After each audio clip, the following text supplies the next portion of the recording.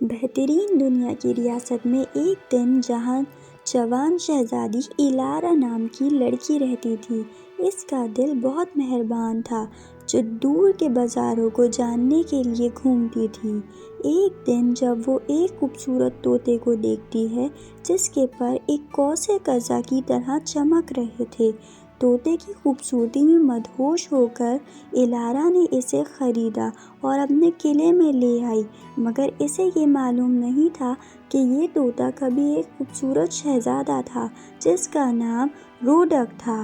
ایک خطرناک جادوگر نے اسے سزا دی اور اس کی زندگی طوطے کے جسم میں محفوظ کر دی۔ کسی معاملات کے بدلے طوطے کے جسم میں رودک نے اپنی ذہانت کو برقرار رکھا۔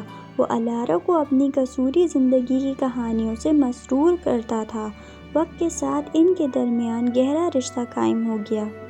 ایک دن آریانا کے محل میں ایک عقل مند سیدہ آئی جس کی نظر طوطے پر پڑی اور اس نے طوطے کا معائنہ کیا اور شہزادی کو بتایا کہ یہ پرندہ حقیقت میں ایک شہزادہ ہے جسے ایک جادوگر نے غصے میں طوطا بنا دیا اور شرط رکھی کہ جب تک کسی شہزادی کو تم سے محبت نہیں ہوتی اور وہ مجھ تک پہنچ کر فریاد نہیں کرتی، جب تک تم ایک پرندہ رہو گے۔